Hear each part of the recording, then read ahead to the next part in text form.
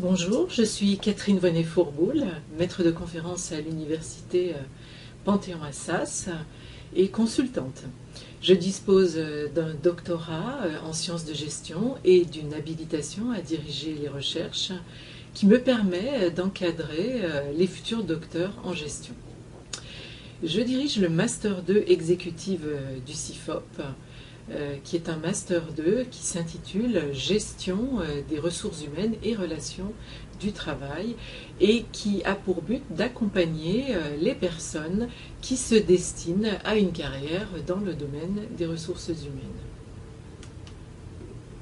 Je suis venue à ce métier par goût de la recherche et de l'enseignement, et surtout pour la cause de l'entreprise qui me paraît tout à fait honorable. Et je pense que les personnes en entreprise ont besoin d'être accompagnées le mieux possible. Dans un monde qui change, il s'agit d'aider les entreprises à se préparer au plan des ressources humaines. Aussi, il me tient à cœur de mettre mes compétences et mon expérience au service des entreprises. Je le fais en exerçant une activité de conseil qui consiste à partager un certain nombre d'expertises lors de conférences et également à bâtir des programmes de formation et de développement tout en assurant les interventions directement auprès des cadres et des talents des entreprises. J'interviens le plus souvent dans 3 domaines. Tout d'abord, le domaine du leadership et du comportement organisationnel. Ça comporte des volets très variés, par exemple la gestion de soi, l'influence, la gestion des équipes, l'intergénérationnel, l'écoute, le feedback et aussi les situations de déraillement de carrière auxquelles les cadres sont parfois soumis. Deuxième domaine, la gestion des relations professionnelles, c'est-à-dire tout ce qui est de l'ordre du dialogue social, du dialogue aussi au niveau européen, le comité d'entreprise européen, mais également tout ce qui a trait à la communication, à la négociation.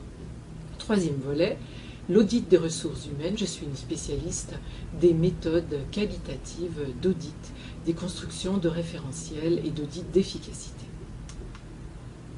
J'ai travaillé avec des entreprises extrêmement variées, dont je citerai les plus connues, par exemple EADS, qui est devenu Airbus, le groupe Soparin de Bongrain, qui est devenu Savencia, EDF, Orange, Total, Auchan, et également aussi au Maroc, un pays que j'affectionne, avec le groupe Managem et la CDG, et en Afrique également avec l'AFDB. J'interviens aussi pour des organismes consulaires, publics, associatifs, tels que le ministère du Travail, le MEDEF, l'ANACT, et en dehors de la France aussi, au Liban, dans des programmes tels que l'ESA ou au LIUC en Italie. Je suis convaincue par l'importance des passerelles entre le monde de l'entreprise et le monde plus abstrait de la recherche et de l'université. C'est pourquoi je développe moi-même des études de cas en collaboration avec les acteurs du terrain. Et je fais connaître ensuite ces études de cas, je les diffuse à tous ceux qui ont envie d'explorer d'autres façons de faire ailleurs et de s'inspirer de ces exemples pour enrichir leur propre pratique.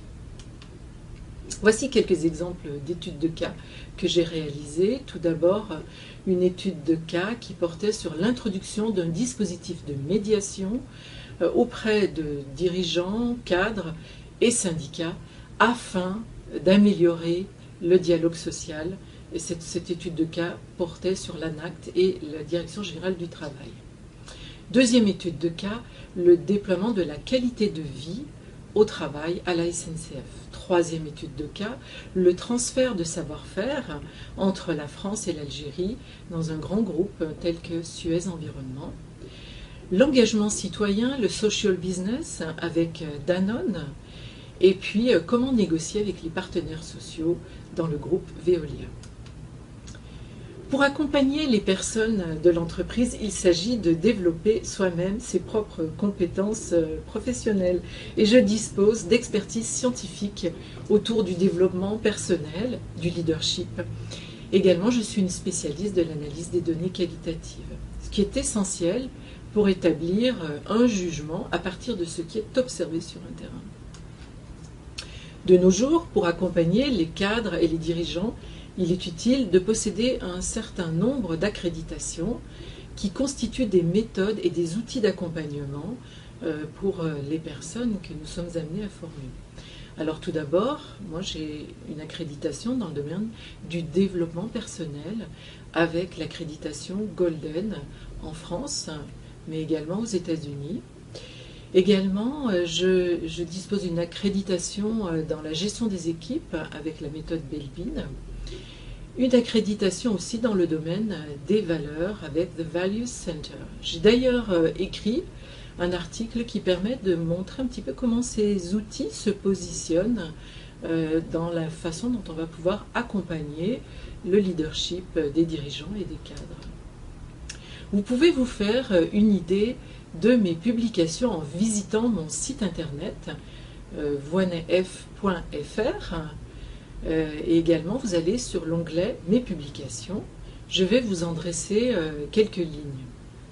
À l'origine, je me suis intéressée aux arènes conflictuelles, en particulier au dialogue social en France et en Europe. C'est pourquoi j'ai effectué des productions dans le domaine du fonctionnement du comité d'entreprise européen, également de la manière dont on communique dans les grands groupes européens. Je me suis aussi intéressée à publier dans le domaine de la médiation tout ce qui permet de faciliter le dialogue social. L'ancrage dans le domaine des ressources humaines m'a conduite à écrire un certain nombre d'articles dans des domaines très variés comme la mobilité interne, l'engagement, la diversité, la gestion des talents. J'ai réalisé qu'une meilleure entente entre les partenaires nécessitait une certaine maturité, une certaine évolution des personnes, passant le plus souvent par ce que nous appelons maintenant dans la communauté scientifique la spiritualité. C'est un terme qui n'est pas encore très bien admis en France, dans le domaine professionnel, parce qu'il a une connotation très étroite avec la dimension religieuse. Dans la réalité, la spiritualité, c'est un cheminement intérieur qui conduit à trouver du sens, qui nous permet une forme d'alignement entre nos actes, nos émotions, nos pensées, nos convictions, et également le juste équilibre avec le monde qui nous entoure.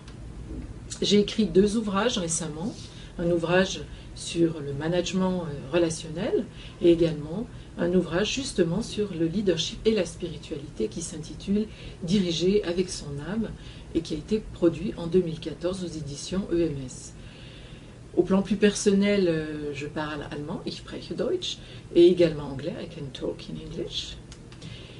Et peut-être en guise de conclusion, avant de développer mon parcours scientifique universitaire, j'ai eu la chance d'occuper différentes positions dans des entreprises variées, aussi bien de grandes entreprises, à l'époque Rhône Poulenc et Höchst AG en Allemagne, mais également de plus petites entreprises qui ont été un terrain extrêmement intéressant de compréhension des situations.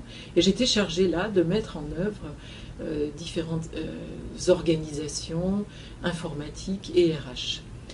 Voici les éléments principaux qui vous permettent, je l'espère, de mieux me connaître et puis peut-être de cheminer ensemble.